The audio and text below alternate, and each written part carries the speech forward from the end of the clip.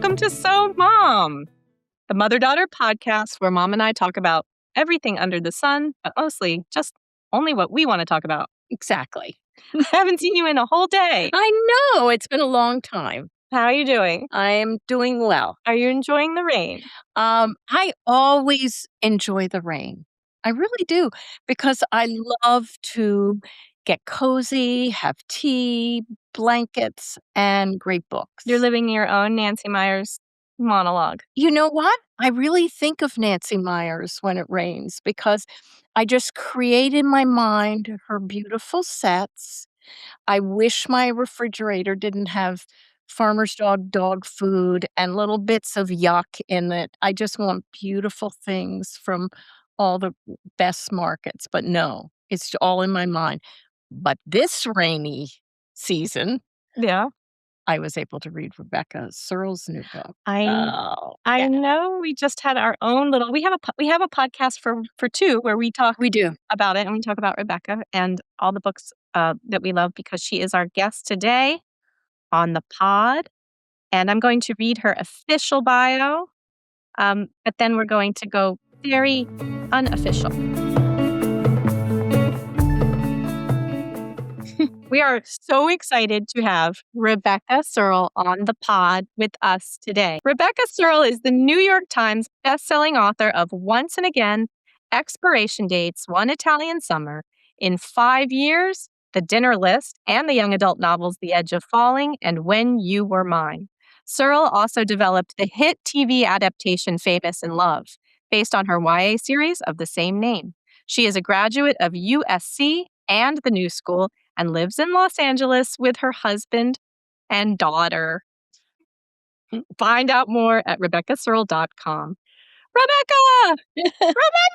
I'm so happy to be here with you guys. You're adorable, the two of you. We love doing this podcast. We Yeah. really do. We're in our second year. I can't believe that. It's our second. That's right. Yeah. Don't look so surprised. We love Oh my listening God, to it. really? Do you guys ever have a moment where you're coming to the podcast and you're like irritated with each other, or there's something? I feel like you don't have a lot of stuff like that, or do you? Like, do you ever have a moment where there's something going on and the energy is different when you sit down together? Yes, this morning. I was just going to This say, morning, you can tell. I came over early because we wanted to set up. So I was here at 8:30, and I brought Trudy, my dog, because I know you love Trudy. Yeah, my And- favorite. And Nobody knows. People are gonna think I'm like an animal hater now. no, It's just this dog. it's like Seth Meyers' Italian Greyhound and how much Andy Samberg Yeah, disliked that dog. yeah. But anyway, so I was walking her, and it was 8:31, and I hear this voice say, "Adele, bring your computer." And I snapped at her. I snapped at Mom, and I said, I wasn't planning to walk Trudy because we had arranged 8:30 as the time. Right. I'm coming right in, but I hadn't eaten. Yeah. So then Mom served me breakfast. Yeah. And then it was fine. But I feel like first of all, that's nice to hear because I always feel like you guys never argue or have any type of stuff between you. And I feel like that's just part of what it means to be very close with your mother, I think, as a contemporary now. Yes, because it didn't bother me, Right. and I thought, whoa, grumpy. Yeah. I was. And I said that. to her when she came in, because I think you do accommodate your children's Mhm. grumpiness, I said, I just wanted to get it so that we had it set up. And then she did say, I'm sorry, I just was hungry. Yeah. So then it was Yeah. my opportunity to make breakfast. And it was homemade granola. Wow. So delicious. Yeah. And then we went right into talking about once Although again. I will say What? your commentary on the granola, because it was delicious and it is homemade. And I got the yogurt out and I opened the lid and she said, did you just smell that yogurt? I knew you were going to say that. I said, did you just smell that? How old is that yogurt? Mom was like, I smell everything.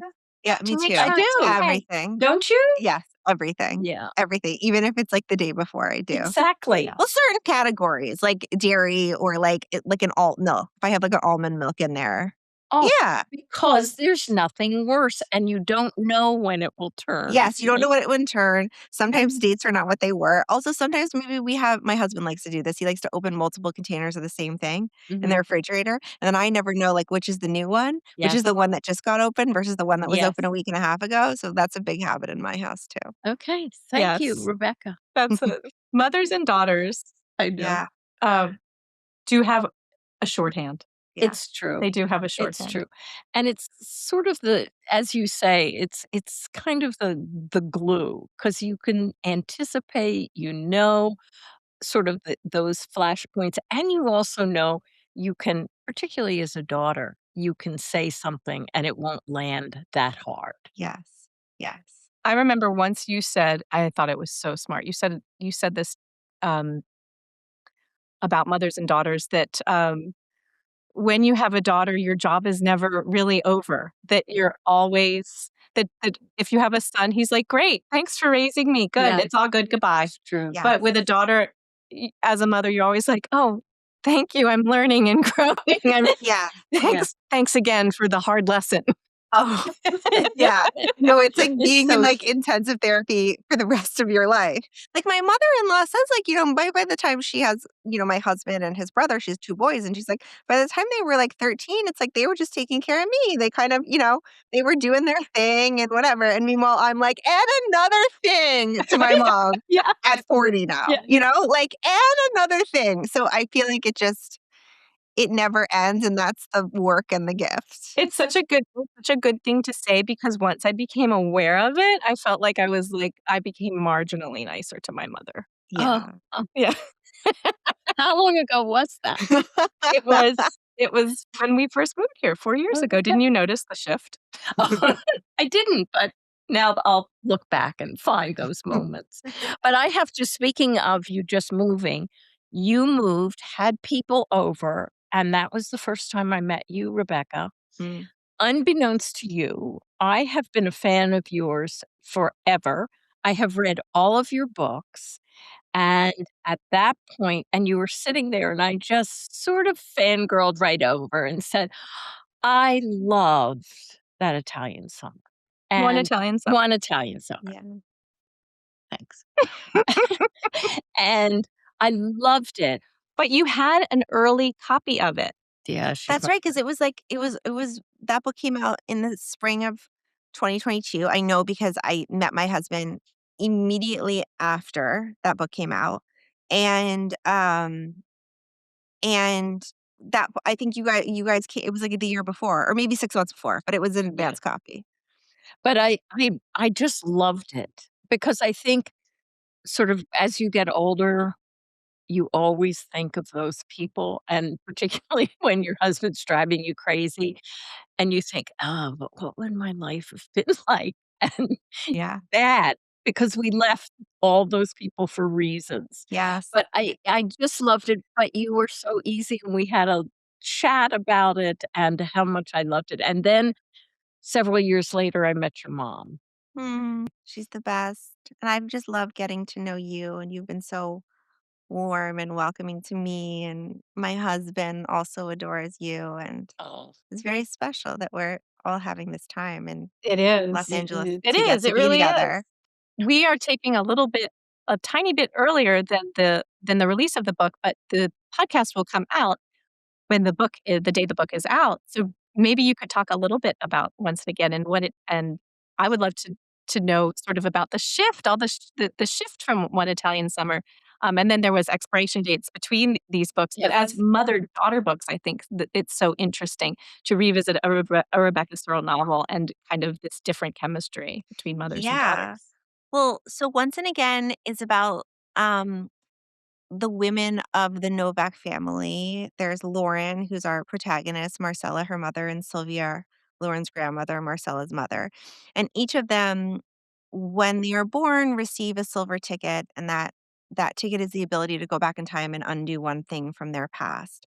And it's a story about what this ticket means to these three women, how the three of them use it, and also how it weighs in their lives. For some of them, it is a burden, and for others, it is um, kind of this like miraculous gift.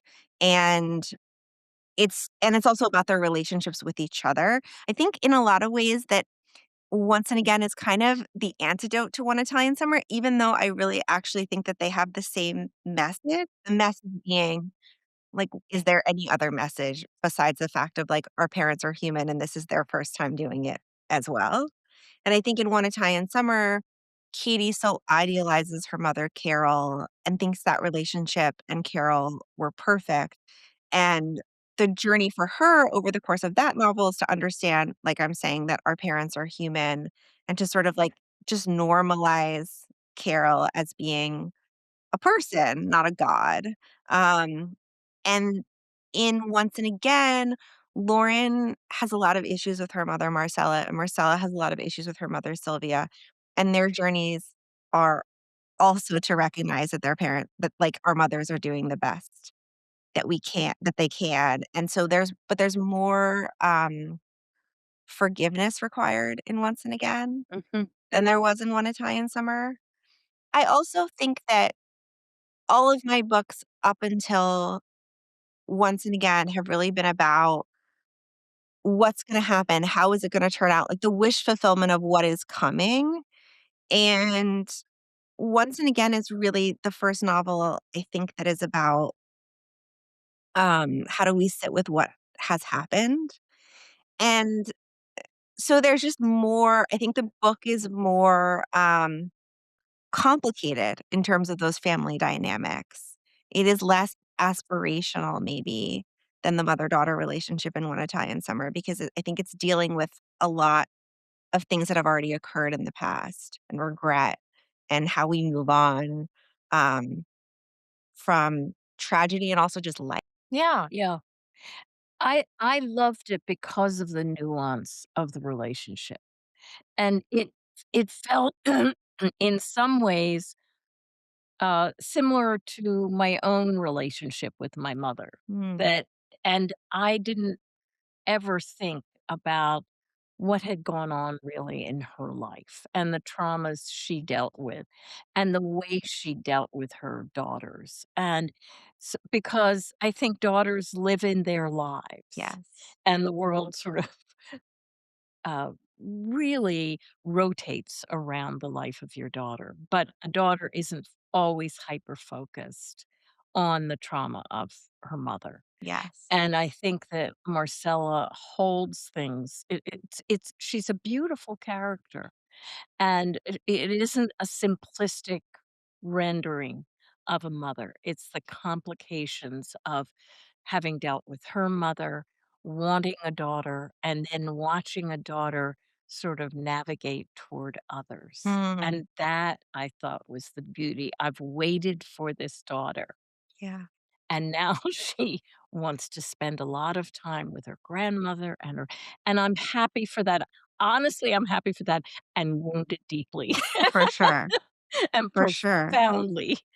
Mm, What's that quote that people say, like, if you do your job right as a parent, like, your children leave you? It's not that, but yes, it's something it's what you're saying. It's that idea of we want to grow our children to be independent, and then that independence inevitably takes them away from us. And I think with Lauren and Marcella, it's very pointed because they are just incredibly different people. yeah. Um, and I really like, I wrote this book when I was newly married, and I think in, like, maybe the beginning parts of my pregnancy with my daughter, but not I didn't write any of it when I was a new mother. That will be the next book. Mm, But, it really did, like, what I can say after the fact is, like, it hit me like a ton of bricks. My parents very lovingly, after my daughter was born, moved into our house for 5 weeks and just, like, took care of us. And when they were leaving, I said to my mom, like, "Oh my god, I get it now. Like, I can never give her back everything she gave me, but my job is to try to give as much as I can to Plum now." To my daughter's name is Plum, to Plum now, and how it won't be Plum's job to, like, give that back to me. It'll be her job to pass it on, maybe to her children, maybe somewhere else. But it is this strange sort of chain that, like, only moves in one direction, and I think that I found that to be, like, a really compelling like a really compelling thread to hold up against the passage of time just in a Yeah. life and how that moves. And the idea of going backwards and the fact like even if we can, we also can't. Like life is still going to continue.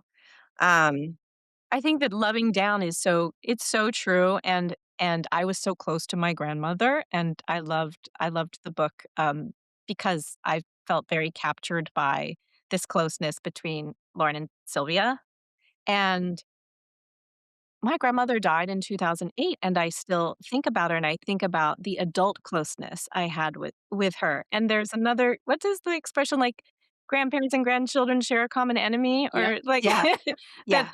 mom really let me be close, Mhm. and my grandmother was complicated and difficult, but because we had such a strong platform, and I was lucky enough to be an oldest grandchild, so I had lots of adult time with her, which I realize now is such a luxury. I mean, I was 38 when she I died, so know. I had all that time.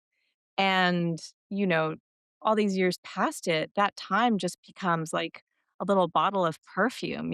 Every memory actually becomes more important and more weighted. Mhm. And I hadn't maybe realized at the time that it was a cost to my mother. Mhm. I hadn't realized, I hadn't even Mhm. thought about it, but I'm grateful for the grace around that. And there is a lot of theme of forgiveness in your books, and I Yeah, think that there is. it's like probably why I love them, because I think it kind of holds you to the person that you want to be around challenging moments in your life. That's very nice. I feel like I relate to what you're saying from from the daughter perspective right now because I've watched my mom like totally fall in love with my baby in this way of like she was obsessed with me for like 39 years and now this baby is around and she don't care about me anymore. And it's really like it's a joke, but also I feel like I've had to sit with that a little bit. The fact that I'm part of becoming a mother means you get a little bit usurped as a daughter.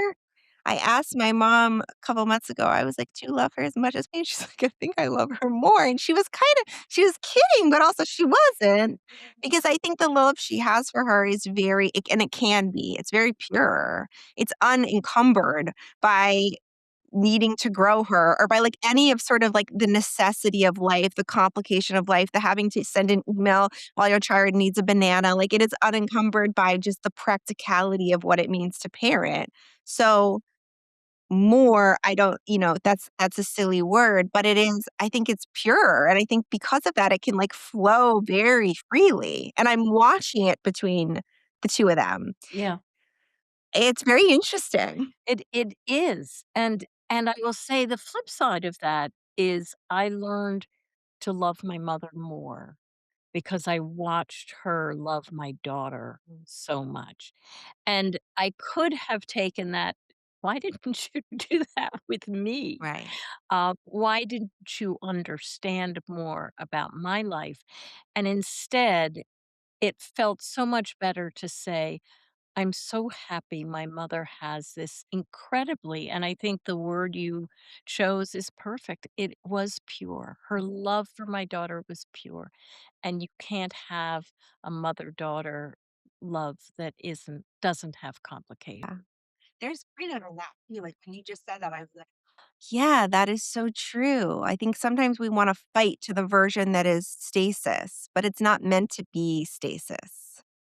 And there's something about stepping back, like, I always feel like when I see my boys making strong connections with really anybody outside of me, like a strong connection with a grandparent, a strong connection with their dad, there's something in me that sort of has to sort of talk myself Yeah. down, to say, I don't have to be the dominant connection in the room at all times. Yes. There's a lot to say about allowing a Yes. natural connection away from Yes. the The think mother, yeah, Yeah. because the mother is anyway. like the mother, you can't escape the fact that the mother is the foundational, like it is.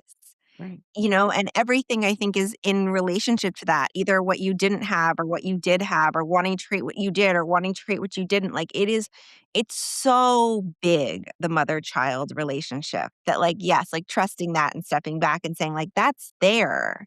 Right. Right. It just is. Yeah.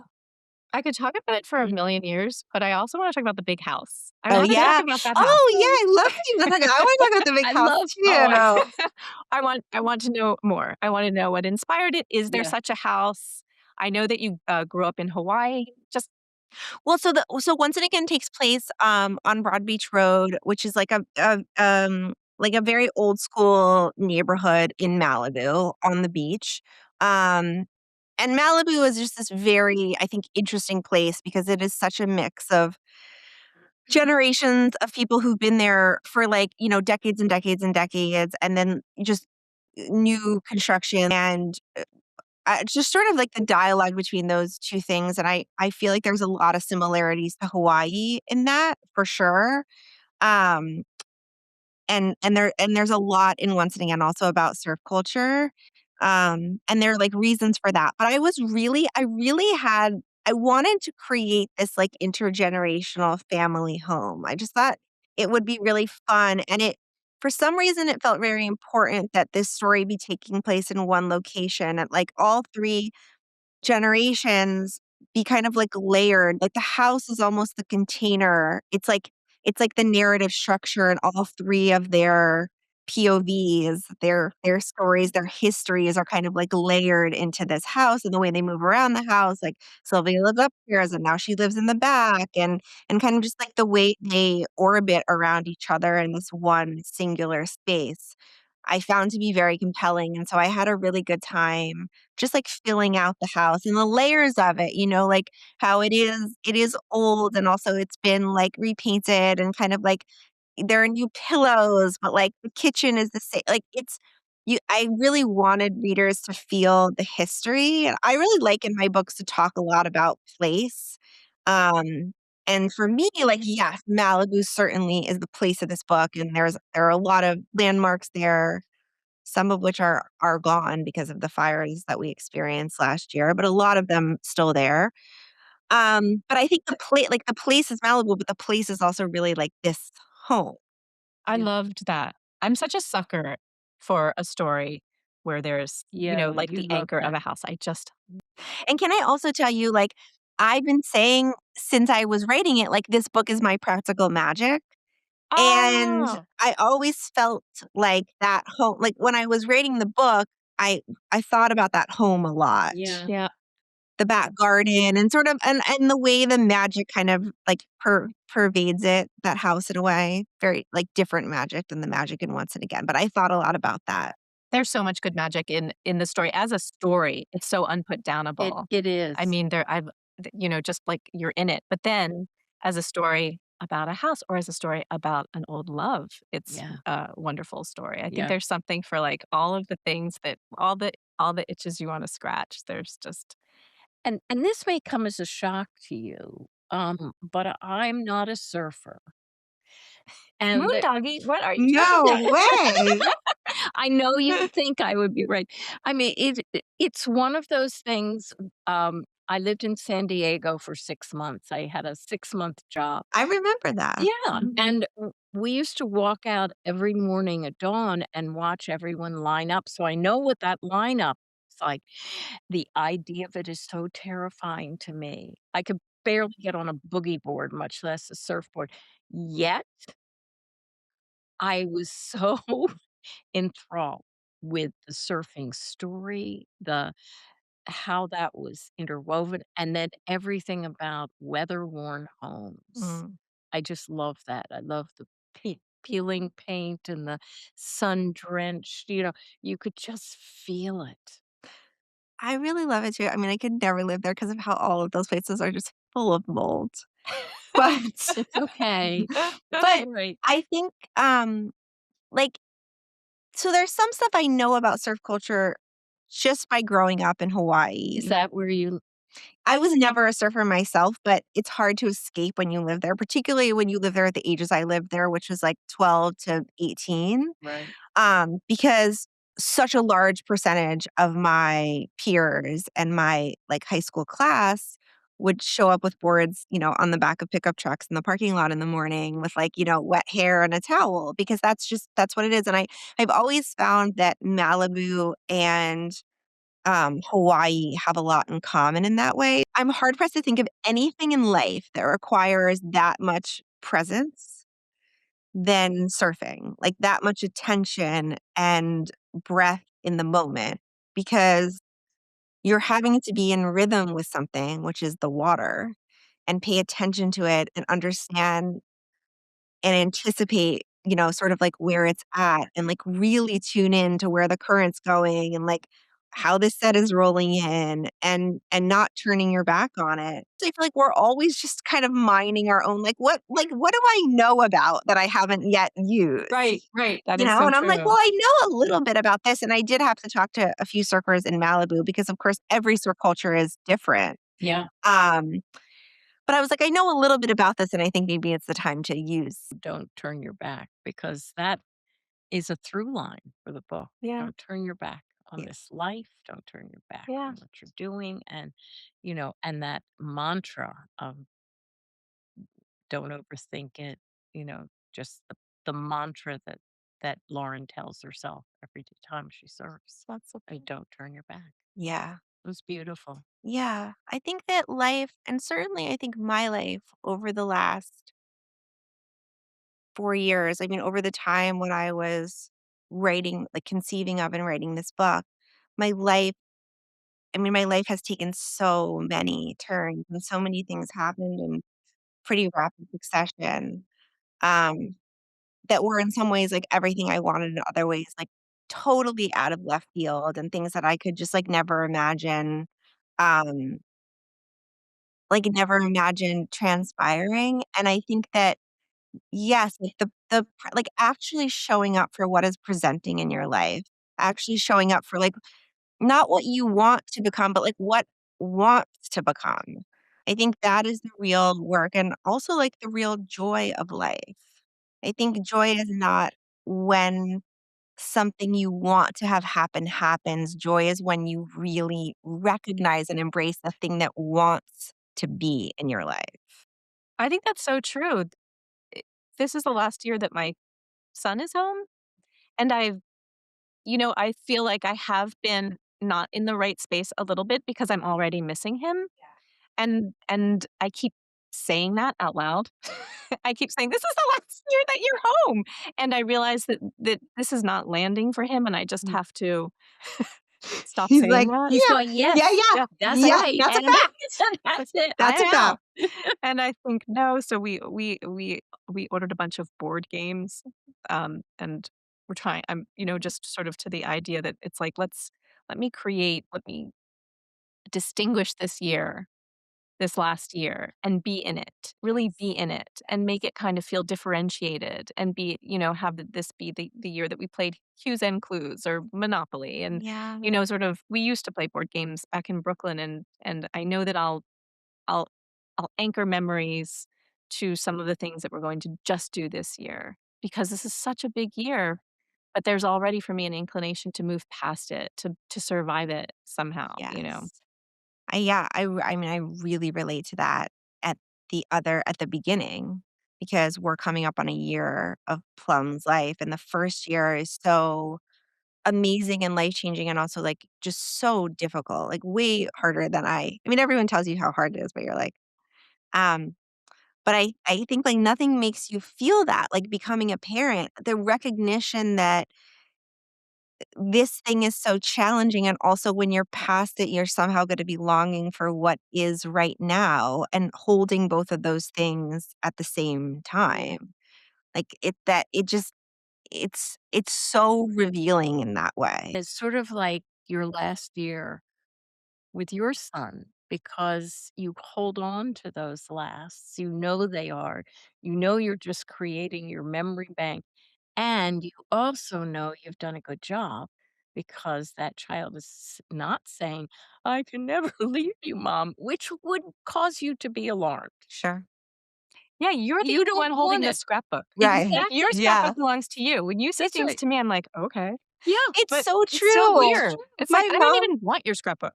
when Plum was born, she like showed up with this whole thing of like all the things that I like knitted when I was little and all this stuff. And I'm like, this is not for me. Like, this is for you. I don't care about this stuff. Like, I care about the stuff that Plum will make. And she's not going to care about the stuff that she makes. That's right. You're just And it's a lonely. very hard thing, Yeah. as a mom. Because you want to You share it. want to share it. Right. You think, now I can tell you about Yes. you at 3. Yes. You know? Like now you're really going to care. And it's I know. still No, Never. never. never. What surprised you most about being a mom? Oh my gosh, so many things. I don't even know where to start, honestly. All of it. All of it. All of it.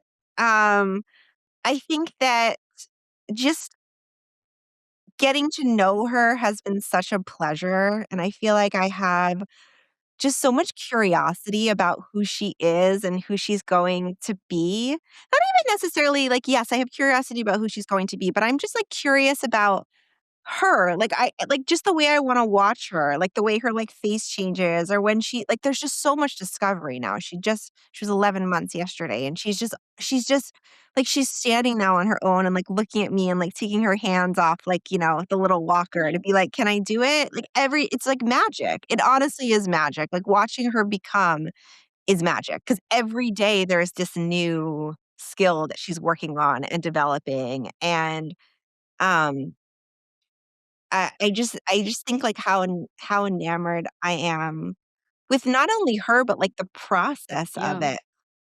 Oh, and then also just how unrelentingly boring it is too. Like I was not prepared for that. It is Unrelentingly boring. unrelenting, particularly at that age. Yeah. Big or sort of 5 Oh, I months, think 6 2 is months. worse Really? because it's just fishing pennies out of their mouth, like, whatever, like, Oh, I Oh, feel like no, 2 is so boring because it's terrifying too. It's boring with a layer of like they could just abject terror. it all is pretty scary. yes. It really is. Because it changes. Like then it becomes emotional stakes and then right? Like there's That's right. always But yeah, Yeah. and I remember my in-laws saying, "Wait till they get older, now you're gonna be terrified," and I thought, "This is scary enough," yeah, but it didn't hold a candle to right. driving and all of those things. All Oh, of it's those all things. terrible It's all and so wonderful. yeah, but I can't believe she's gonna be I one. cannot I either. know. I I know. think, And "Oh you're on my a god." going on a book tour, like, your life is I know. We're like we're opening up Are you now. all going on book tour? We're all going for a portion of it. So we're all going to New York and I'm gonna do a little bit of touring out of New York. And then her and my husband are gonna go home and I'm gonna go on and do like a few cities on my own and meet back up with them at home. So she's doing a little bit. You can tell her all about it, and she won't care. Oh yeah, she won't care. But that's why you have a good husband. Yeah. Your husband becomes the one person you can talk to endlessly about every boring thing they do, and he will never have enough, And my right? mom. Oh, and your mom, yeah. Yeah, my mom, I feel like just like wants to there's nothing like I think about that.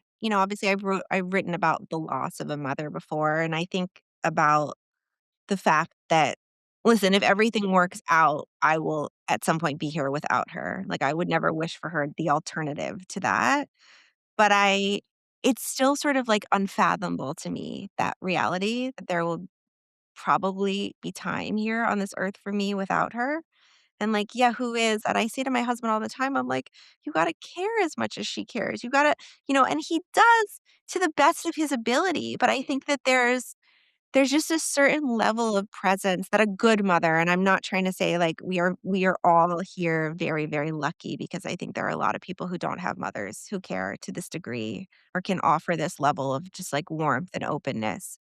Um, but yeah, like, there's just not I could pick up the phone and call my mom and, like, every little Yeah, detail, like, the fact that she's wearing blue and white, printed leggings. "Ooh, are they the ones with the flowers or the ones with the stripes?" yeah. It's that. yeah, it's the repeat story. I'll tell you a story and then I'll realize midway through the story that I've already told you the story, but then I'll just, like, keep droning on that story because 'cause I'm like, "Well, you can hear it twice." Yes. And always happily do. Always Um, a grandchild story? Yes. Yeah, we love it. and I could talk to my mother endlessly Mhm. about Adele. Yes. Endlessly. Endlessly about Adele, and we did, and I realized that we were just talking all the time. I mean, I talked to her about my profession, we were both in the same profession, so we had that suddenly became common ground, but nothing was as satisfying as talking about her granddaughter. Mm. I think one of the hardest things I had to watch was because you were a young mother, because you were a single mom, watching my grandmother kind of usurp that a little bit because Yes, she was so at the she height of did. her matriarchy Mm. when we came back into her kind of orbit. And my mom kept trying to identify mother, and my grandmother kept trying to identify higher up mother. Yeah. Yeah, serious. And that was the thing you kept pushing against, you know, the Yeah, identity of mother. I felt like she was always sort of, and God, nobody loves my grandmother more, but she was making a grab for that she did. a lot, you Yeah. know. I kind of it was a point of friction. Ever since Plum came into your life, there there's a lovely softening, that you can talk about things. I mean, when you talk about her, your eyes light up. And yes, it's boring as anything, and it's all those things, and you think, "If I could just have 7 hours of sleep, I would be a." Right? Yeah. I know. And yet, it has changed you, and it's changed you in a lovely, wonderful way, and it hasn't diminished your success, your creativity, your confidence. All of those things are still there, but it's sort of like they're backlit with love. Oh, that's so beautiful. That's so lovely. How nicely put. I just feel like if I can show her, a mother who gets to do what she really loves, like you know, that would be really great. That would be really wonderful. I do think it is a blessing for all of us. I mean, I dealt with you as well to get to see you like really thriving and getting to do what it is you love and getting to be a service in your community and really just like show up for your talents. I want Plum to go through life and to like think about. I actually saw this really interesting Instagram post from Reese Witherspoon yesterday where she said, "Don't chase."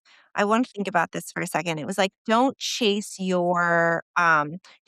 like basically what makes you happy. Chase your talents because your talents, if you do what it is you're good at, you will be happy. And I thought that's such good advice, It is actually. such good That is advice. such good advice to chase your Yeah. talents.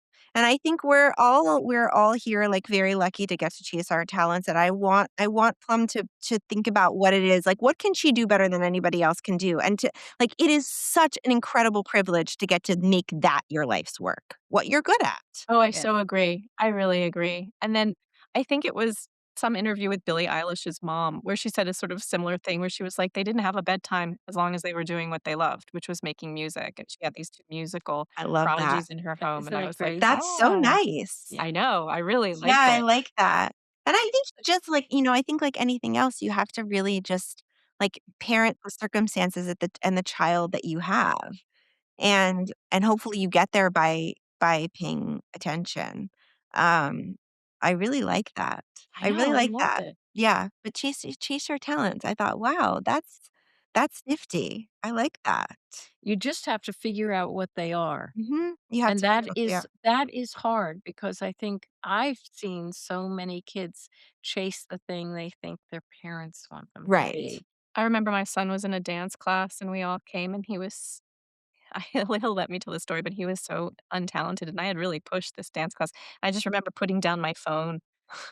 Just be like, I just put it down. I was Right. like, this will go unrecorded Yeah. and we will never speak of this again. Yeah.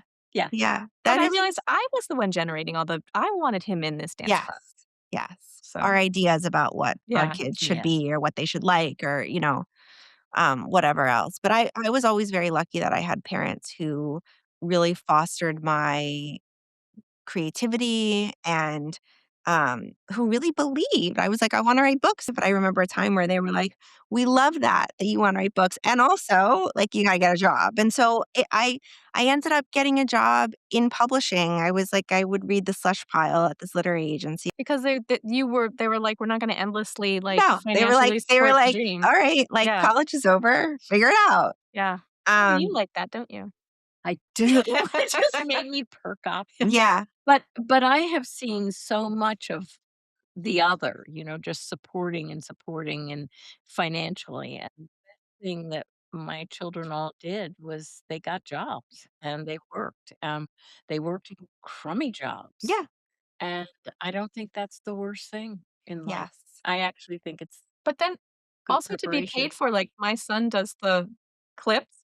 Yeah. He clips the clips and he Venmos me, right? It's like yes, he's an animator, he's yes, visual, and he's like, "This is not for free." yes. This is not for Yeah. free. He Yeah, he's no, you're painting a right. mural in the kitchen, and I said, "And of course, I'll pay you." And he said, Yeah. "Yeah, of course." He's like, "Yeah, you pay the artist." I Yeah. love that. I know. I love that. May We do. I just say one Yeah. thing Yeah. Yeah. before we go? I would be remiss not to say that this book is dedicated to Adele. Well, to my father and to Adele. To my father, the miracle, because he is one, and to Adele, the alchemist, because you are one. And I feel like I'm thinking like as you were talking about like me like showing up at like 22 at like your brownstone in Oh, Brooklyn and just all of just like the change that has led us here to this moment and just the surprising nature of life, I think. I would never think that 15 years ago we'd be here now in this capacity and you would be so integral to my life and my family and my motherhood story as you are um in ways that are so and um it's just really beautiful, and I love to remember that about life, that in moments that maybe feel hard or challenging, or we think that we understand the trajectory when we think these are the specific ways that I'm about to suffer, that life can be really surprising and take you in an entirely different adventure than the one you thought or the one you were planning, and I feel like our friendship is such a testament to that. And I really just love you. I love you both, and I'm so honored to be here. Oh, Rebecca. I always tell this story on myself that when I saw you across the room at that party I threw, and you were just so young and beautiful with this shiny curly hair and this I always think of you this sort of white dress, and I looked across the room and I was like, "Ugh, she's too young to be my friend." And it's such an irony because I often think we've had these conversations over the past 15 years or however long we've known each other, and I always think, "Rebecca's older than all of us. She's an so old and wise in the wisdom that you've given me over the years," and I do wanna thank you for that. You're a very special guest for us. A very special Me guest. too. Thanks, guys. Thanks for Yeah. coming on the show, the pod. Yeah. Thanks for having me. And you wanna close I'll us close out? this out if you thank you for being part of this wonderful conversation. And if you like what you hear, please don't forget to like and subscribe and listen wherever you listen to podcasts.